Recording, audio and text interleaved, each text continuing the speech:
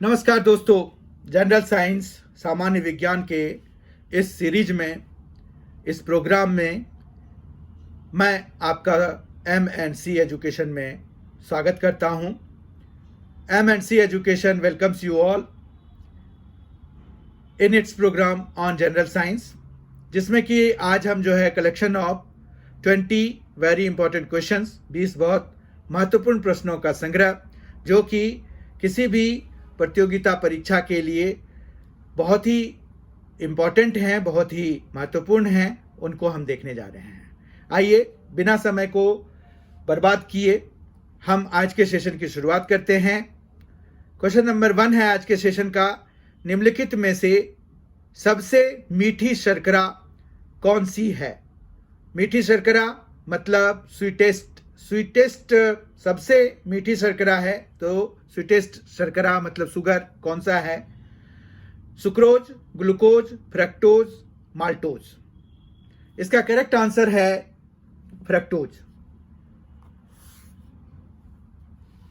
सबसे ज्यादा फ्रक्टोज है, उसके बाद सुक्रोज का पोजीशन आता है और फिर ग्लूकोज का आता है। मतलब थर्ड पोजीशन पे मिठास के कंपैरिजन में अगर हम देखें तो मिठास के कंपैरिजन में सबसे जो पहले पोजीशन पे है वो है फ्रक्टोज, सेकंड पोजीशन पे है सुक्रोज और थर्ड पोजीशन पे है ग्लूकोज। ग्लूकोज एक्चुअली जो है वो इंस्टेंट एनर्जी के लिए यूज होता है। ठीक है।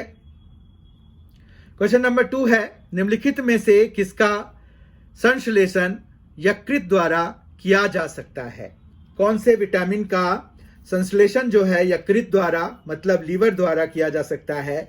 यह क्वेश्चन पूछा गया है। ऑप्शंस हैं vitamin A, vitamin E, vitamin D, vitamin के, और इसका करेक्ट आंसर है विटामिन के। विटामिन के को जो है का संश्लेषण यकृत द्वारा किया जा सकता है। क्वेश्चन नंबर 3 देखते हैं, बच्चों के अंगों की अस्थियां मुड़ जाती हैं यदि कमी हो? Vitamin A, vitamin B1, vitamin D, vitamin E. मतलब हमें पूछा गया है कि निम्नलिखित में से कौन से विटामिन की कमी से बच्चों के अंगों की अस्थियां मुड़ जाती हैं, और ये डेफिशिएंसी डिजीज में आता है जिसको कि हम रिकेट्स कहते हैं। तो ये विटामिन डी की कमी से होता है, तो इसका ऑप्शन करेक्ट हो जाएगा विटामिन डी। बच्चों के अंगों की अस्थियां मुड़ जाती हैं। विटामिन डी की कमी से गर्भवती स्त्रियों में ऑस्टोमेलेसिया नामक बीमारी होती है।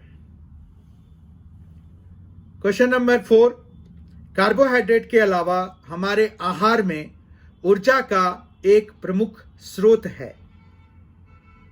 कार्बोहाइड्रेट के अलावा ऑप्शंस हैं प्रोटीन, वसा, खनिज, विटामिन। तो ये वसा जो है, वसा कार्बोहाइड्रेट के अलावा हमारे आहार में ऊर्जा का एक प्रमुख स्रोत है। ऐसे तो प्रोटीन में भी ऊर्जा कुछ ना कुछ होता है, लेकिन हमारा जो करेक्ट आंसर होगा, क्योंकि उन्होंने एक प्रमुख स्रोत के बारे में पूछा है, तो वसा है। निम्नलिखित में से कौन सा एक किसी भी पाचक एंजाइम को स्रावण नहीं करता है? यकृत, लार ग्रंथि, क्षुदांत्र ग्रंथि, अग्नाशय। यकृत, लार ग्रंथि, क्षुदांत्र ग्रंथि, अग्नाशय, और इसका करेक्ट आंसर है यकृत। अब सरप्राइजिंग ये बात हो गई कि यकृत, लीवर में बाइल जूस निकलता है, पर बाइल जूस में कोई भी ऐसा एंजाइम नहीं होता है, डाइजेस्टिव एंजाइम नहीं होता है जो कि खाना को डायरेक्टली पचा रहा हो। ये जो बाइल जूस होता है वो भोजन को सुटेबली चेंज कर देता है ऐसे फॉर्म में जिस पर कि जो पाचक एंजाइम है वो कार्य कर सके।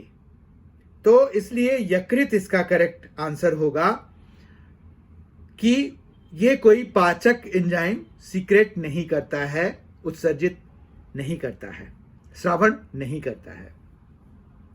क्वेश्चन 6 है, निम्नलिखित में से वे रक्त कणिकाएं कौन सी हैं जो रोगों का प्रतिरोध करने में सहायता करती हैं।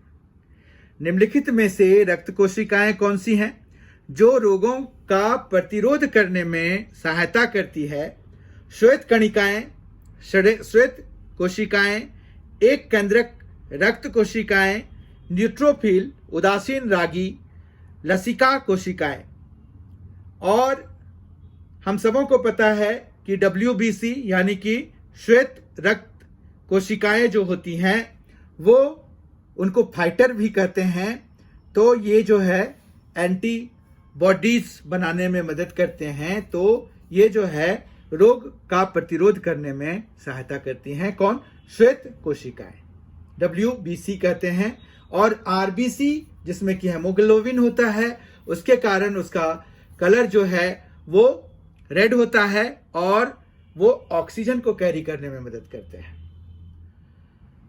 क्वेश्चन नंबर 7 है मिनामाता महामारी, जिसके कारण 1965 में जापान में अनेक लोग मरे थे, पानी में इसके प्रदूषण के कारण हुई। ऑप्शंस हैं सीसा, पारद, फ्लोराइड, DDT। तो मिनामाता महामारी जापान में 1965 में हुआ था, उसके बारे में हमें बताना है कि ये पानी में किसके प्रदूषण से हुआ। तो ये जो है पानी में पारद के मतलब मरकरी के प्रदूषण के कारण हुआ था। ये जो है जो सी फूड्स ज्यादा खा रहे थे उनमें हाई कंसंट्रेशन के कारण हुआ था और ये एक तरह से दिमागी बीमारी थी, दिमागी तौर पर ये कमजोर कर देता था और उससे लोगों की मृत्यु हो जाती थी। क्वेश्चन नंबर 8 है अम्ल वर्षा वनस्पति को नष्ट कर देती है क्योंकि उसमें डैश होता है? नाइट्रिक अम्ल, ओजोन, कार्बन मोनोऑक्साइड, सल्फ्यूरिक अम्ल। हमें पता है कि अम्ल वर्षा में सल्फ्यूरिक अम्ल होता है और यही सल्फ्यूरिक अम्ल के कारण ही ये जो है वनस्पति को नष्ट करने की क्षमता रखता है। और सल्फ्यूरिक एसिड मतलब H2SO4, तो ये जो है बहुत ही घातक होता है और हाई कंसंट्रेशन ये जो है किसी चीज को जलाने की भी क्षमता रखता है। तो इसलिए अम्ल वर्षा वनस्पति को इसी के प्रेजेंस के कारण, सल्फ्यूरिक अम्ल के प्रेजेंस के कारण नष्ट कर देता है। क्वेश्चन नंबर 9 है लिटमस प्राप्त किया जाता है। अब लिटमस किससे प्राप्त किया जाता है? जीवाणु से, कवक से, शैवालों से, लाइकेन से। और इसका करेक्ट आंसर है लाइकेन। लाइकेन से लिटमस प्राप्त किया जाता है। लिटमस जो है कोई भी चीज एसिडिक है या बेसिक है उसके लिए यूज होता है, पता करने के लिए यूज होता है। ठीक है, तो अगर कोई एसिडिक है तो वो ब्लू को रेड में बदल देता है और जो रेड को ब्लू में बदलता है वो क्षारीय होता है, वो बेसिक होता है। ठीक है, क्वेश्चन नंबर 10 है पेयजल में रोगाणुनाशी के रूप में, पेयजल में रोगाणुनाशी के रूप में किस गैस का प्रयोग किया जाता है? Hydrogen, oxygen, fluorine, chlorine. Correct answer है इसका क्लोरीन और इस प्रोसेस को क्लोरीनेशन कहते हैं। क्वेश्चन नंबर 11 है बेकेलाइट के विनिर्माण के लिए प्लास्टिक उद्योग में किसका प्रयोग किया जाता है? एथिल अल्कोहल, फिनॉल, आर्थ क्रेसोल, कैटीकोल। करेक्ट आंसर है इसका बेकेलाइट के लिए फिनॉल का यूज होता है प्लास्टिक इंडस्ट्रीज में। बेकेलाइट बनाने के लिए फिनॉल का यूज होता है। क्वेश्चन नंबर 12 किसके जल उपचार में फेरस सल्फेट का प्रयोग किया जाता है? स्कंदक सहाय, अधिशोषक, उपचायक, अपचायक। स्कंदक सहाय के लिए जो जिसका कि जल उपचार किया जाता है तो फेरस सल्फेट का प्रयोग जो है स्कंदक सहाय के रूप में किया जाता है जल उपचार के केस में। ठीक है, तो ये जो है इसका करेक्ट आंसर हो जाएगा स्कंदक सहाय के रूप में जो है फेरस सल्फेट का यूज किया जाता है जल उपचार के लिए। क्वेश्चन नंबर 13, फॉक्सग्लाव पादप से एक औषधि प्राप्त होती है जो डैश को उत्तेजना प्रदान करती है। फॉक्सग्लाव पादप से एक औषधि प्राप्त होती है जो डैश को उत्तेजना प्रदान करती है। ऑप्शंस हैं गुर्दा, मस्तिष्क, फेफड़े, हृदय। और इसका जो करेक्ट आंसर है वो है हृदय। मतलब ये हृदय को में उत्तेजना प्रदान करता है। फॉक्सग्लाव पादप से एक औषधि निकाली जाती है, वो हृदय को एक्टिवेट करने के लिए यूज होता है। क्वेश्चन नंबर 14, निम्नलिखित में से कौन सा घटक मूत्र का असामान्य घटक है? क्रिएटिनिन, यूरिया, यूरिकम, कीटोन निकाय।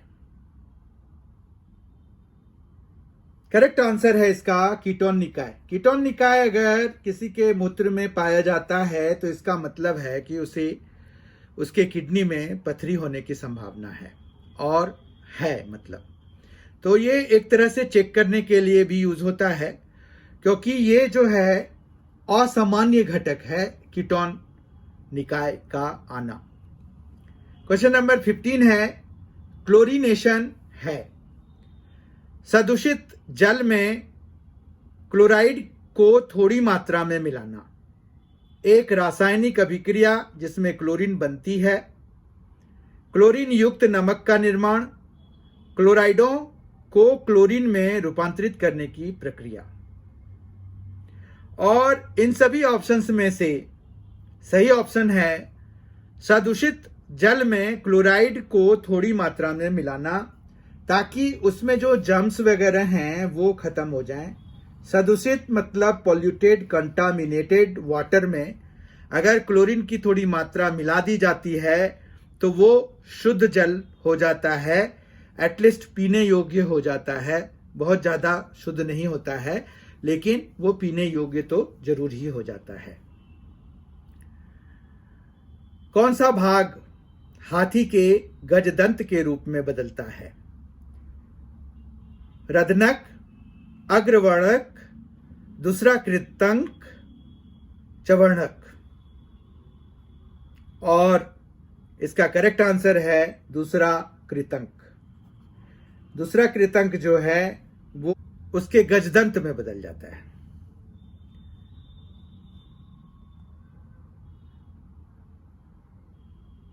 क्वेश्चन नंबर 17, निम्नलिखित में से कौन सा द्रव्य त्वचा की परत को जल के लिए अभेद बनाता है?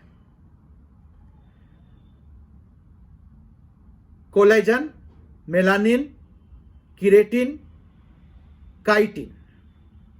और इसका करेक्ट आंसर है किरेटिन। किरेटिन का जो लेयर होता है वो ही जल को नहीं अंदर घुसने देता है। और ये किरेटिन जो है हमारे नाखूनों में और बालों में भी पाया जाता है। तो नाखूनों और बालों में भी, और जानवरों के सींग में भी ये पाया जाता है, स्किन के अलावा। तो इस तरह से किरेटिन जो है हमारे स्किन को जल के लिए अभेद बनाता है। क्वेश्चन नंबर 18 है, अपशिष्टों में नियंत्रित स्थितियों के अंतर्गत जैविक पदार्थों के जैव अपघटन को कहते हैं। अपशिष्टों में नियंत्रित स्थितियों के अंतर्गत जैविक पदार्थों के जैव अपघटन को कहते हैं स्वच्छता लैंडफिल, ताप अपघटन, कंपोस्टिंग, भस्मीकरण।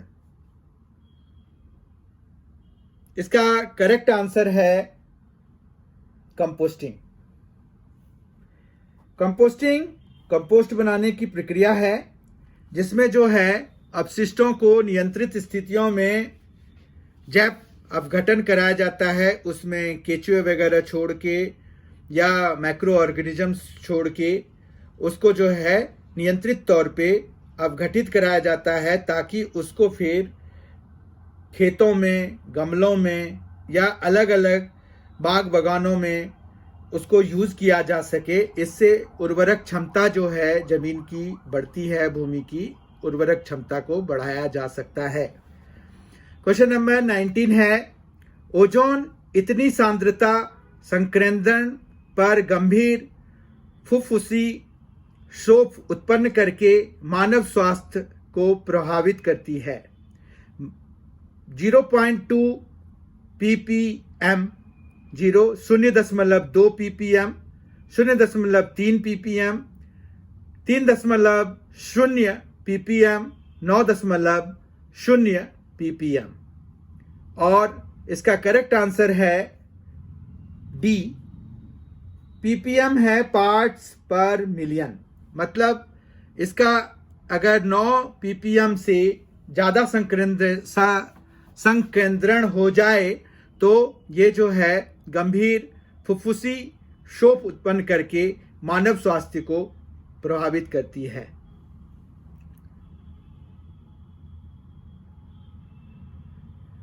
जल की कठोरता को सामान्य रूप से किसके संदर्भ में मापा जाता है? आज का 20वां और आखिरी क्वेश्चन है आज के इस वीडियो सेशन का, जिसमें कि हम विज्ञान के 20 बहुत ही महत्वपूर्ण प्रश्न देख रहे हैं। ये 20वां और आखिरी क्वेश्चन है, जल की कठोरता को सामान्य रूप से किसके संदर्भ में मापा जाता है? मैग्नीशियम कार्बोनेट तुल्य, मैग्नीशियम सल्फेट तुल्य, कैल्शियम कार्बोनेट तुल्य, कैल्शियम सल्फेट तुल्य। और इसका करेक्ट आंसर है कैल्शियम कार्बोनेट तुल्य। मतलब ये जो है एक तरह से स्केल हो गया कि कैल्शियम कार्बोनेट की मात्रा के कितनी मात्रा है, एक लिमिट है, उससे ज़्यादा अगर है तो कठोर जल है, नहीं तो सामान्य जल है। तो इस तरह से इसका जो करेक्ट आंसर है वो है कैल्शियम कार्बोनेट तुल्य। जल की कठोरता को सामान्य रूप से जो है इसके संदर्भ में मापा जाता है। आज के सेशन में हमने विज्ञान के, साइंस के 20 बहुत ही महत्वपूर्ण प्रश्न देखे। ये किसी भी प्रतियोगिता परीक्षा, खास करके एसएससी सीजीएल और स्टेट एसएससी के लिए, चाहे वो ग्रेजुएशन लेवल का हो, कंबाइंड ग्रेजुएट लेवल का हो, चाहे वो हायर सेकेंडरी लेवल का हो, अगर उसमें विज्ञान एक जो है सब्जेक्ट है तो उन सभी के लिए बहुत ही उपयोगी है। इवन ये यूपीएससी, बीपीएससी या कोई भी स्टेट पब्लिक कमीशन के एग्ज़ाम के लिए भी बहुत महत्वपूर्ण है, क्योंकि ये जीके है तो इसमें छोटा बड़ा कुछ नहीं होता, कोई भी क्वेश्चन पूछा जा सकता है। तो ये उनके लिए भी उपयोगी होगा और ये किसी भी कॉम्पिटिटिव एग्जामिनेशन के लिए उपयोगी होगा जिसमें कि साइंस जो है वन ऑफ द सब्जेक्ट्स है। I hope you have enjoyed today's session. Please subscribe MNC education. MNC education को सब्सक्राइब कर लीजिए ताकि आपको इस तरह के वीडियोस मिलते रहें। Thank you so much for being with us. Thanks a lot. Enjoy yourself.